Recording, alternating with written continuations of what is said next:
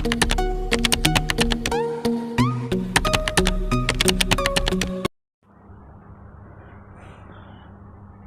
friends, welcome to our e-learning academy. Today we will see the remaining part which was remained in acquired immunity, that is memory. ठीक है, इसके पहले हम लोग ने देखो 4 टाइप देखा था। एक्वायर्ड इम्यूनिटी देखा था, तो उसके अंदर हम लोग ने फर्स्ट टाइप देखा था क्या, स्पेसिफाइटी देखा था, फिर उसका डाइवर्सिटी देखा था, discrimination between self and non self में देखा था।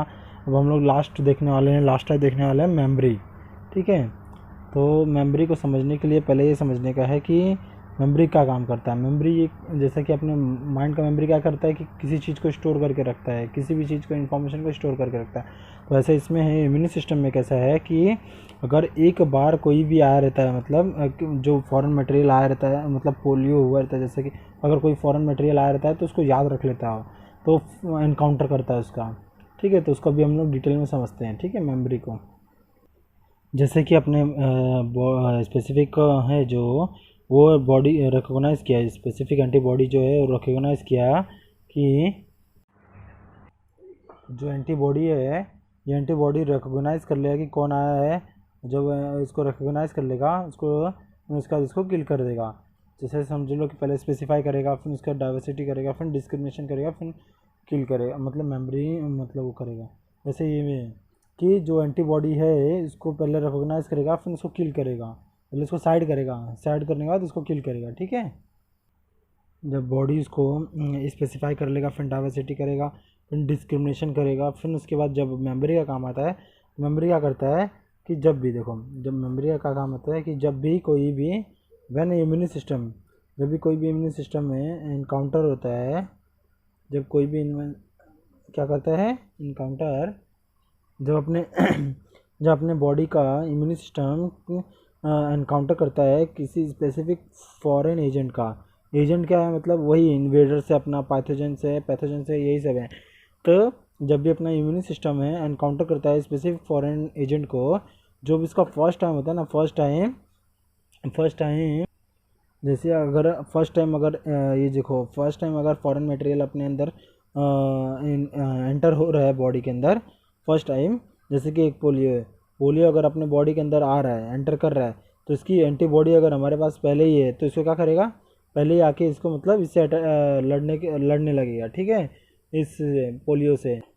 जैसे कि देखो ये पोलियो है ना, पोलियो आएगा जैसे फॉरेन मटेरियल तो एंटीबॉडी क्या बोलते हैं एंटीजन रिलीज़ करेगा। जैसे ही एंटीजन रिलीज़ करेगा तो अपने बॉडी इम्यून सिस्टम के पास क्या होता है, एंटीबॉडी होती है। इम्यून सिस्टम के पास एंटीबॉडी होती है। जैसे ही फॉरेन मटेरियल एंटीजन रिलीज़ करेगा तो एंटीबॉडी तैयार हो जाएगा।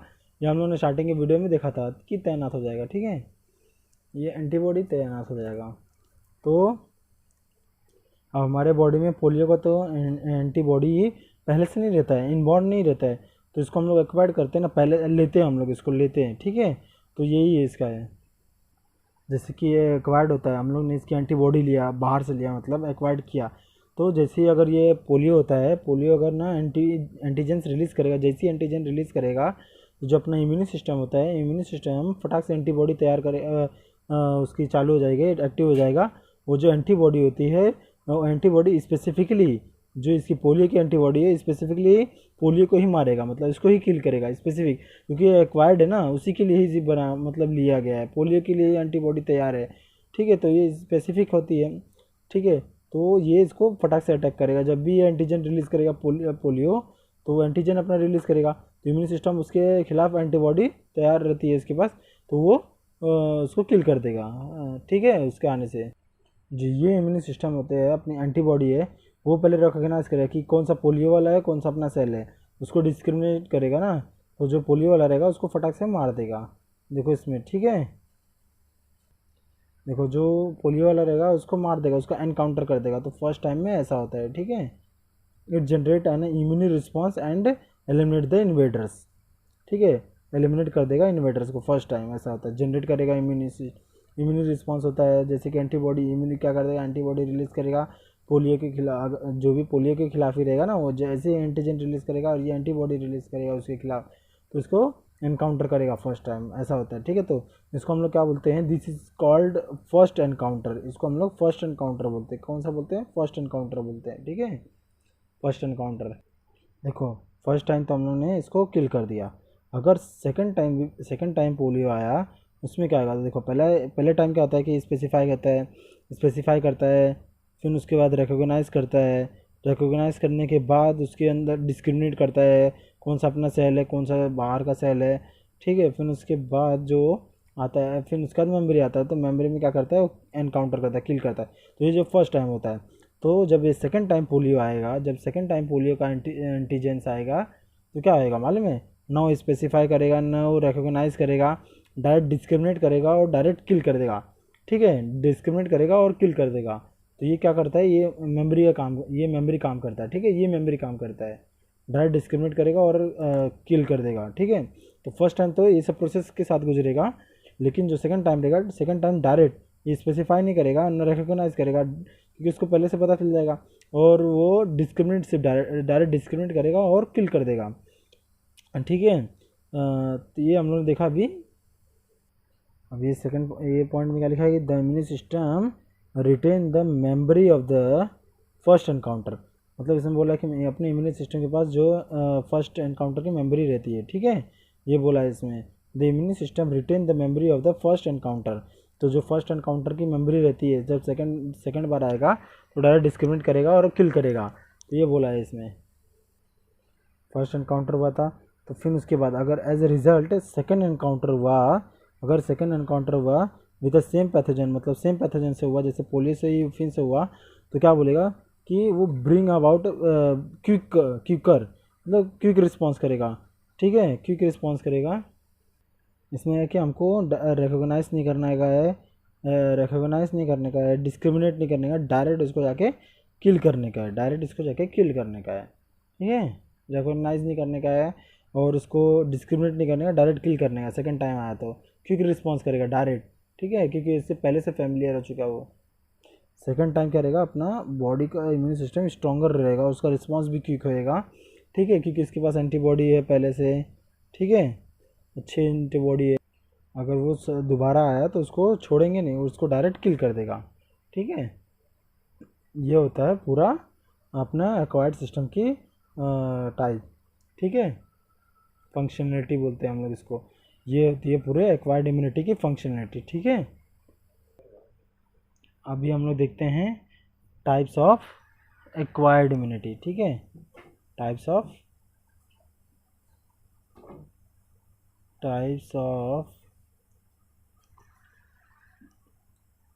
एक्वायर्ड इम्यूनिटी, ठीक है।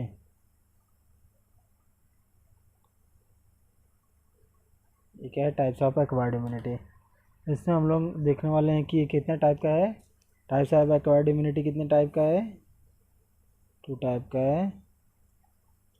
एक हम लोग बोलेंगे एक्टिव, फर्स्ट क्या है, active immunity, active immunity. Second क्या देखने वाले हम लोग, passive passive immunity, passive immunity, ठीक है। फर्स्ट क्या देखने वाले हम लोग, एक्टिव इम्यूनिटी, ठीक है, और सेकंड क्या रहने वाला है अपना, पैसिव इम्यूनिटी, ठीक है। एक एक्टिव इम्यूनिटी होती है, एक पैसिव इम्यूनिटी होती है, ये भी हम लोग ये दोनों के बारे में जानेंगे, ठीक है, ये दोनों के बारे में भी हम लोग जानने वाले हैं। इसमें क्या है, इसमें फर्स्ट क्या है कि natural acquired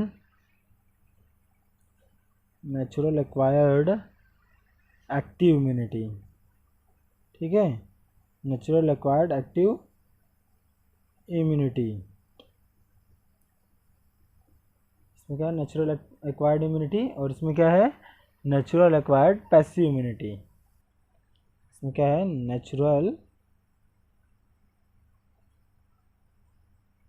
natural acquired passive immunity,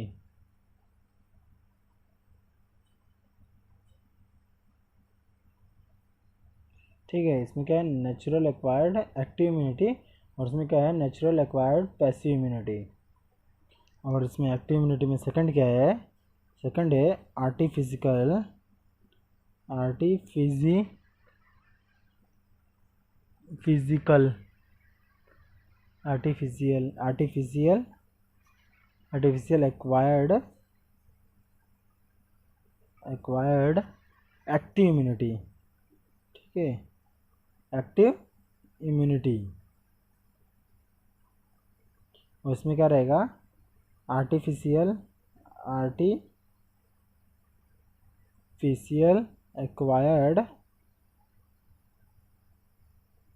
acquired passive immunity.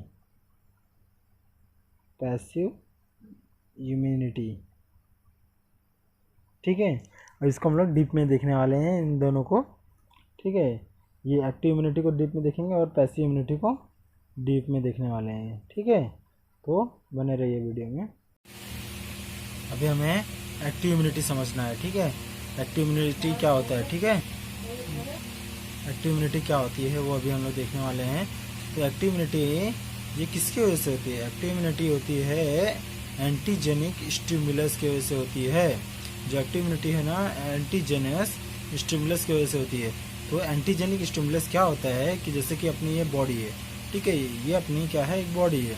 इस बॉडी को बाहर से एक वायरस है, वो बाहर से इसको अटैक करने की कोशिश करेगा। तो जब ये वायरस क्या करते हैं, देखो ये बाहर से अटैक करने की इसकी कोशिश करेगा ना इस बॉडी को, तो जो एंटीबॉडी, ये जो क्या होते हैं, ये जो वायरसेस होते हैं ना, उन लोग क्या रिलीज करते हैं, कभी भी एंटीजन रिलीज करते हैं।